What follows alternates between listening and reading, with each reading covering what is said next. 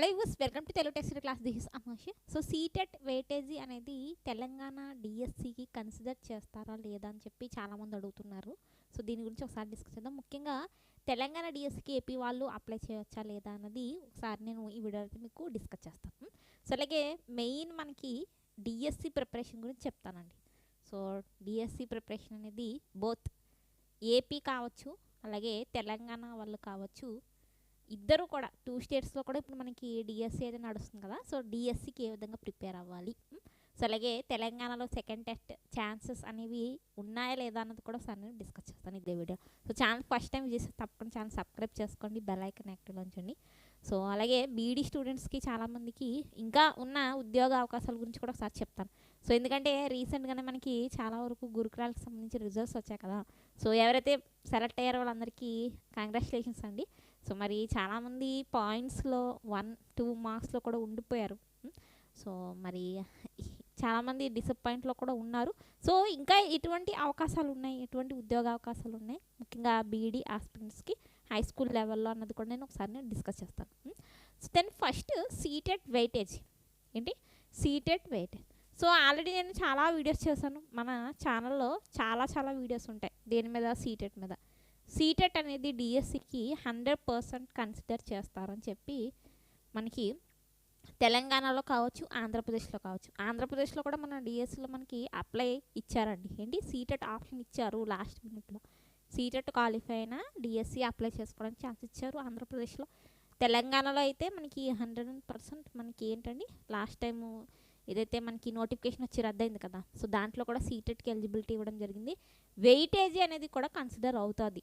ఏంటి, మనకి CTET qualify అవుతే మీరు డిఎస్సికి డైరెక్ట్ అప్లై చేసుకోవచ్చు. వితౌట్ తెలంగాణ టెట్ మీరు డైరెక్ట్ అప్లై చేసుకోవచ్చు. సో మీరు జనరల్ కేటగిరీ అయితే మీకు 90 మార్క్స్ ఉండాలి. అండ్ నెక్స్ట్ 75 ఎవరైతే OBC, BCE, BCD, BCE 75, SC ST special పర్సన్స్కి సో వాళ్ళకి 60 మార్క్స్ అయితే ఉండాలి. ఎస్సీ ఎస్టీ వాళ్ళకి సీటెట్లో 60 మార్క్స్ ఉంటే మీరు తెలంగాణ డిఎస్సికి అప్లై చేసుకోవచ్చు. ఎప్పుడు మీరు ఎస్సీ ఎస్టీ కేటగిరీ అయితే. సో మీకు ఏమైనా డౌట్స్ ఉంటే తప్పకుండా కామెంట్ చేయండి. సో అలాగే వాట్సాప్ గ్రూప్, టెలిగ్రామ్ లింక్లు ఇచ్చాను, అక్కడ జాయిన్ అవ్వండి. అక్కడ నోట్స్ పీడిఎఫ్స్ అన్నీ మీకు షేర్ చేయడం జరుగుతుంది.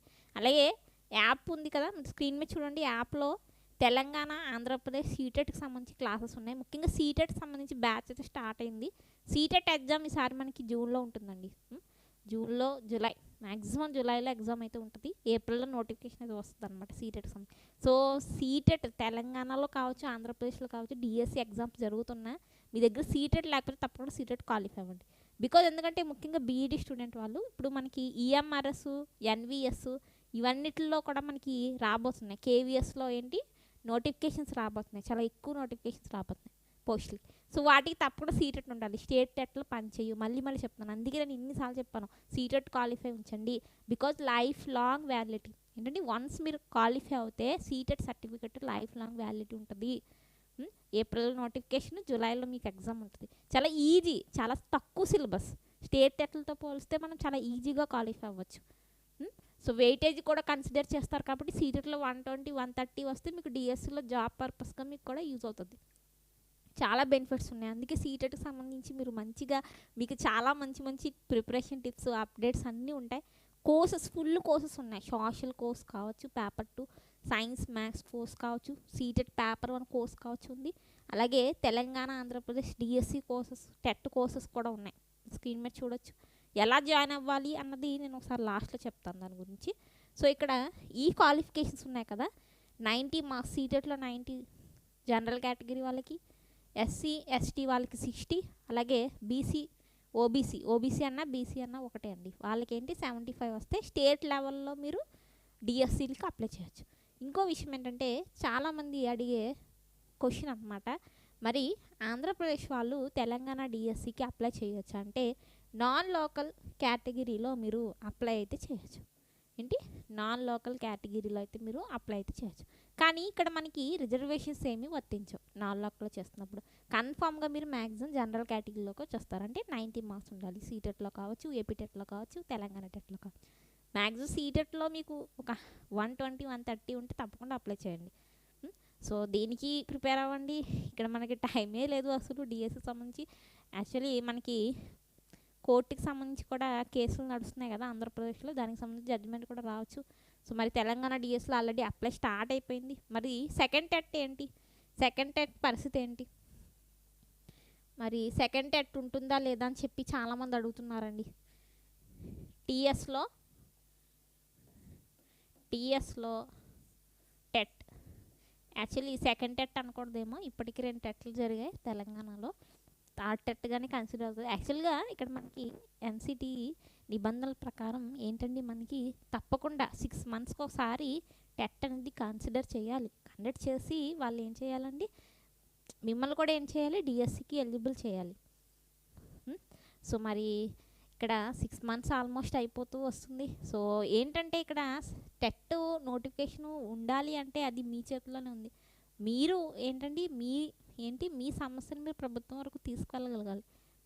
సో చాలామంది రాస్తున్నారు. లాస్ట్ వీడియో కింద ఎన్ని మెసేజెస్, ఎన్ని కామెంట్స్ ఉన్నాయి, మేడం టెట్ కావాలి, టెట్కి సంబంధించి. సో అందరూ వెళ్ళాలండి, వెళ్ళి ఏదో ఒకటి చేయండి మీరు. సో ఏదైతే మీరు టెట్ కావాలి అన్న దాన్ని మీరు ప్రభుత్వం వరకు మీరు తీసుకెళ్ళగలగాలి.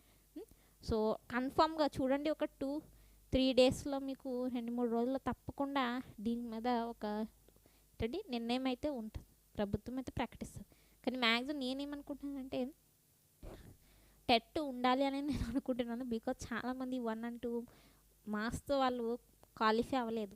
లాస్ట్ టైం జరిగిన టెట్లు కావచ్చు, సీటెట్లు కావచ్చు. సీటెట్ కూడా చాలామంది పాపం ఉండిపోయిందండి, ఎందుకంటే ఫస్ట్ టైం రాశారు. ఎందుకంటే సీటెట్ రాయడం వల్ల ఇక్కడ మనకి డిఎస్సికి అప్లై చేసుకునే ఛాన్స్ ఉంటుందని, వెయిటేజ్ కూడా ఉంటుందని చాలామందికి తెలీదు.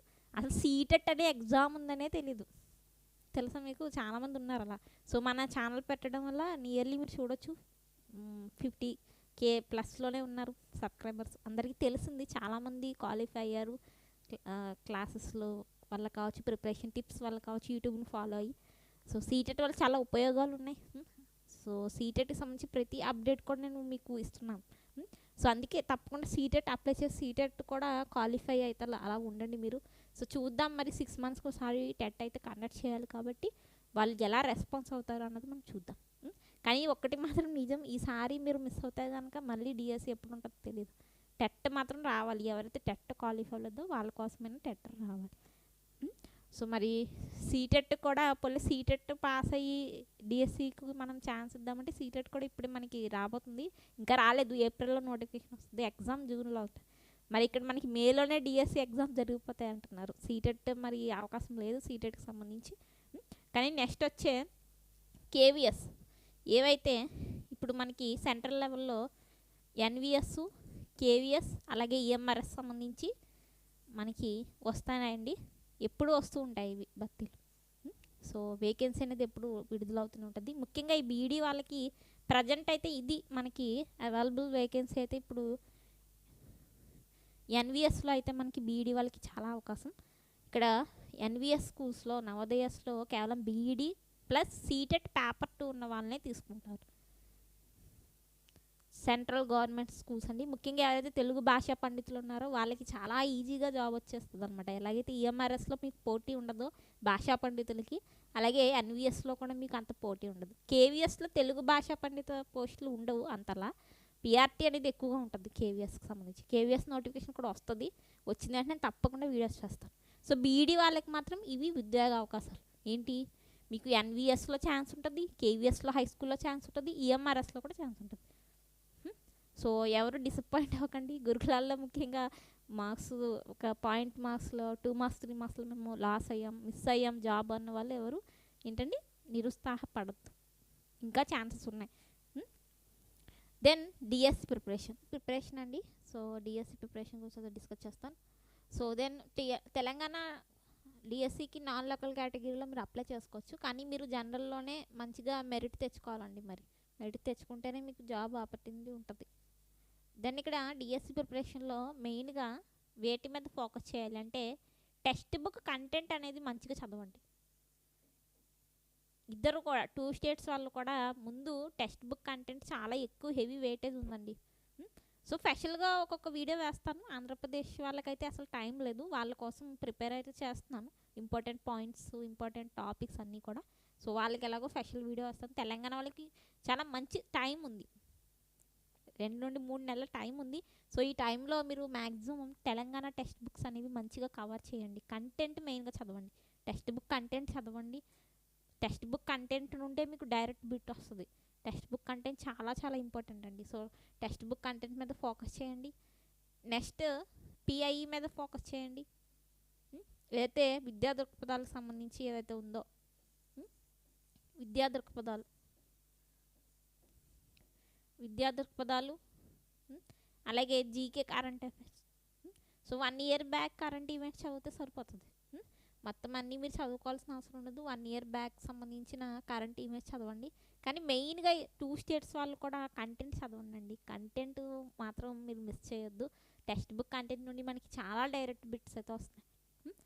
Text book content maximum first cover చేసుకోవడానికి ట్రై చేయండి. మొత్తం ఎస్జిటి వాళ్ళు కావచ్చు, స్కూల్ అసిస్టెంట్ వాళ్ళు కావచ్చు, టెక్స్ట్ బుక్కే చదవండి మెయిన్గా. సో ఆ టెక్స్ట్ బుక్లో ఉండే డూ యూ నో కాలమ్స్ కావచ్చు, టేబుల్ కాలమ్స్ కావచ్చు, చాలా ఇంపార్టెంట్. మనం ఏమి నేర్చుకున్నామని లాస్ట్లో ఇస్తున్న టెక్స్ట్ బుక్ లాస్ట్లో అవి చాలా చాలా ఇంపార్టెంట్. అవి మెయిన్గా మీరు ఏం చేస్తారంటే నోట్స్ ప్రిపేర్ చేయడానికి ట్రై చేయండి. తెలంగాణ వాళ్ళకి చెప్తున్నాను, ఎందుకంటే టైం ఉంది కాబట్టి మీ దగ్గర. సో ఇది.